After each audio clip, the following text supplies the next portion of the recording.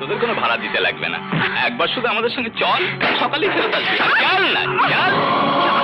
এতই যদি মেয়েদের উপর লালসা, যেখানে গেলে পয়সা দিয়ে পাওয়া যায় সেখানে জানা, আমাদের এই মা বলগুলোকে নিয়ে টানাটানি করছিস কেন? পোস্টমর্টম রিপোর্ট অনুযায়ী মৃত্যুর কারণ স্যার ধর্ষণের জন্য।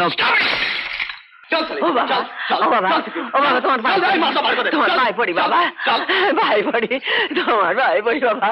আমার জিনিসগুলো অমন করে বাইরে ফেলোনি।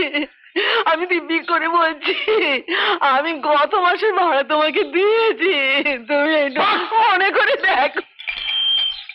এত চেঁচামেচি কিসের ভাই?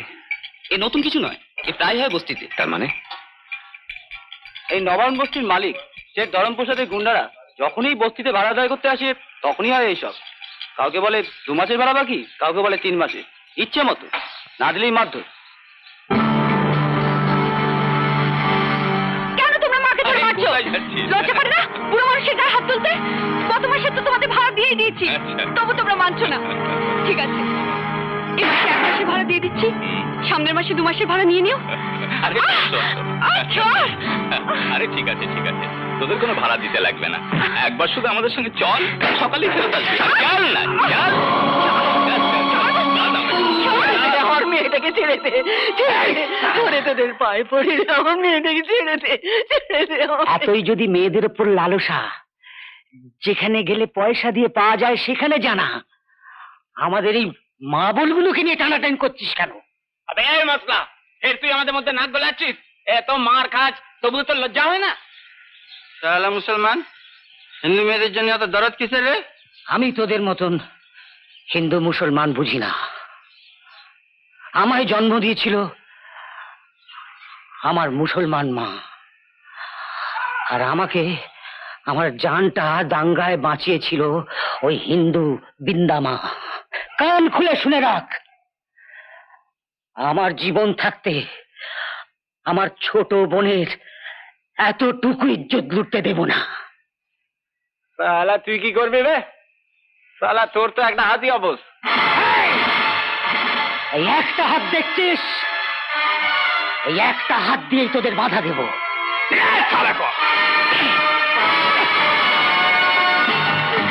ওরে, এখানে আর একটা মরদ নেই। রহিমটা আমার মেয়ের জন্য মার খাচ্ছে, মরে যাবে, মরে যাবে।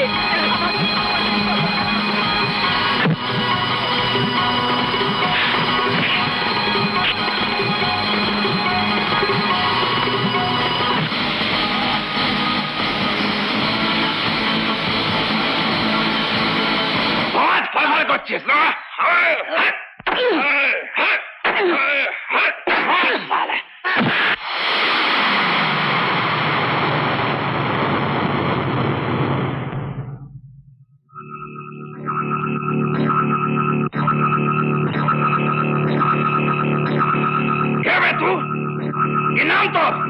নাম শুনে কি করবি? তোদের মতন শয়তান শুয়োরের বাচ্চাদের সমাজ থেকে তাড়াবো, এইটাই আমার প্রতিজ্ঞা। বাবা খগেন, তুমি কি সমাজ কল্যাণ সমিতি থেকে এসছো নাকি? না বে, এ শালা কলির কেষ্ট অবতার এসেছে অধর্মের বিনাশ করতে স্বর্গ থেকে। ঠিক বলেছিস, তোদেরকে নরকে পাঠানোর জন্য। বড্ড বেশি বকবক করছিস।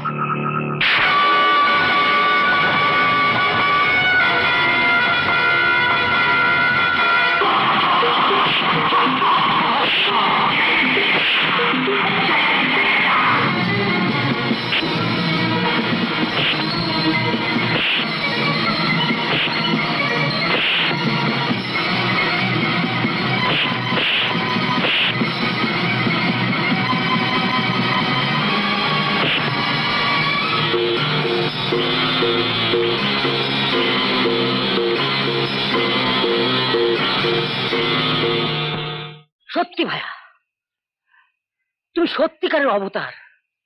ওই বদমাইশ লোকগুলো এসে প্রতি মাসে আমাদের উপর যে কি অত্যাচার করে তোমাকে কি বলবো। আর তাই বোধহয় ভগবান তোমাকে পাঠিয়েছেন আমাদের আমাদের রক্ষা করার জন্য। এসো এসো ভাইয়া, এসো এসো এসো। হ্যাঁ, এখানে বসো। আর বাবা, তোমার লাগেনি তো? তুমি কোথায় থাকো? তোমার নাম কি? আমার সব হারিয়ে গেছে, না আছে কোনো পরিচয়, কোনো ঠিকানা, না আছে কোনো আপনজন। আমার সব শেষ হয়ে গেছে। না না না না, নদীর একুল ভাবে অকুল গড়ে। জানো ভাইয়া, সব কি আর একসঙ্গে ভেঙে শেষ হয়ে যায়? বাবা, তুমি যখন বলছো তোমার কোনো পিছুটান নেই, তাহলে এখানে থেকে গেলেই ভালো হয়। তুমি থাকলে আমরা একটু শান্তিতে বাঁচতে পারি বাবা। চুপ করে দাঁড়িয়ে আছিস কেন? একসঙ্গে বল, অবতার ভাইয়া আমাদের কাছে থাকতে হবে। অবতার ভাইয়া, অবতার ভাইয়া, অবতার ভাইয়া। চা খাবে অবতার? এই মুখপুরি, এসব কথা আবার বলতে হয় নাকি? একেবারে চা করে নিয়ে এসে বলতে হবে চা খাও।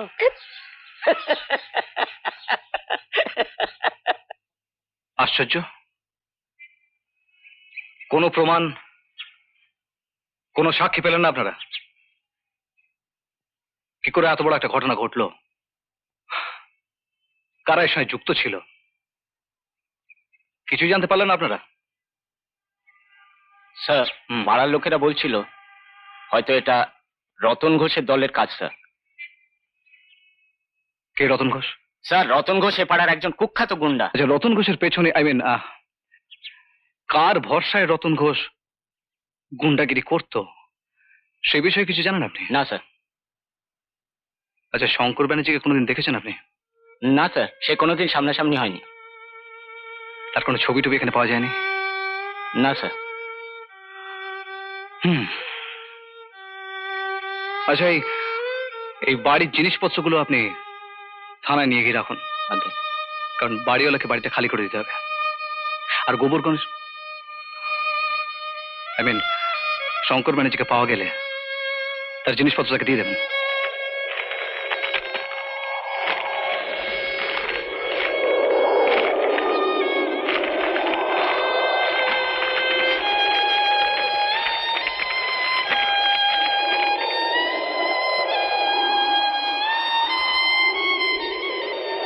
পূজনীয় নারুগোপাল দা, সেই যে তুমি গেলে আর কোনো খবর নেই।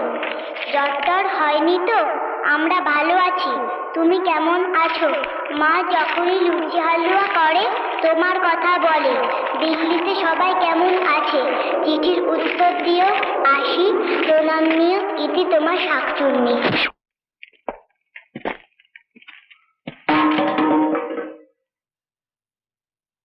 স্যার, স্যার এই ঘরে সন্ধ্যা ব্যানার্জি মৃতদেহ পাওয়া গিয়েছিল স্যার। আর স্যার, পোস্টমর্টম রিপোর্ট অনুযায়ী মৃত্যুর কারণ স্যার ধর্ষণের জন্য।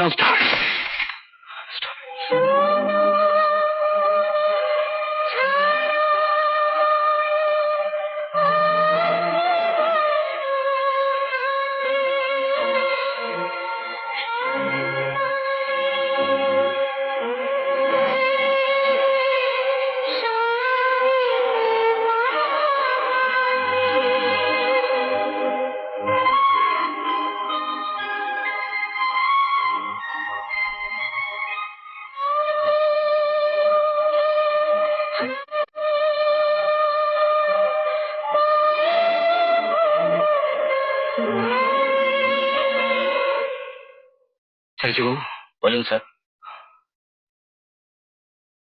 এই সুজীব একটু কাগজে মুড়ে আমাকে দেবেন তো? সত্যি সন্ধ্যার চিঠিগুলো পড়ে না মনটা ভীষণ খারাপ হয়ে গেল। দুঃখটা কি জানো পূর্বী? মধুমাসী আর সন্ধ্যা আমার উপর অনেক অভিমান করে চলে গেল। আর ওরা জানতেও পারলো না যে আমি ওদের কত চিঠি দিয়েছি। ওরা বাড়ি বদলেছিল তাই তোমার চিঠি পায়নি, তুমি কি করবে? না পূরবী, এই মধুমাসী হালুয়ার মতো হয়নি। তুমিও যেমন মধুমাসি বাড়ি থেকে সুজি আনলে কি ওনার তৈরি হালুয়ার মতো হবে? ওসব এক একজনের হাতের গুণ। দেখা হলে শিখে নিতাম। আমার কিন্তু ভালো লাগছে বাপি। হ্যাঁ, তুই তো তাড়াতাড়ি রান্না খাসনি। তাই বলছিস? আর এই লুচি হালুয়া খাওয়া নিয়ে গোবর গণেশ আর শাঁকচুনি যে আমার কি পিছনে লাগতো, বাপরে বাপ। এ আবার কি নাম? গোবর গণেশ, শাকচুন্নি, এরা কারা বাপি? ওরা ওরা মধুমাছির ছেলে মেয়ে, আমার ভাই বোন। আর ওরা আমায় কি বলে ডাকতো জানিস? কি? নাড়ু গোপাল। নাড়ু গোপাল? বাহ, বেশ নাম তো। দুষ্টু। আচ্ছা বাপি, ওরা কোথায়? শাকচুন্নি পিসি, গোবর গণেশ কাকু, তোমার মাসি? ওরা আজ এই পৃথিবীতে নেই বাবা। পূরবী, আমি একজন পুলিশ অফিসার হয়েও ওদের বাঁচাতে পারলাম না। মন খারাপ করো না, কি করবে বলো? তুমি তো তখন এখানে ছিলে না। খেয়ে নাও লক্ষ্মীটি। আর শোনো, হ্যাঁ, যেমন করে পারো শঙ্কর ভাইকে খুঁজে বার করবার চেষ্টা করো। করব, নিশ্চয়ই করব। সব হারিয়ে জানি না গোবর গণেশটা এখন কোথায় কিভাবে দিন কাটাচ্ছে। এমন আরো অনেক ভিডিও দেখতে এই চ্যানেলটি সাবস্ক্রাইব করে নিন এবং পাশের বেল আইকনটি প্রেস করে দিন।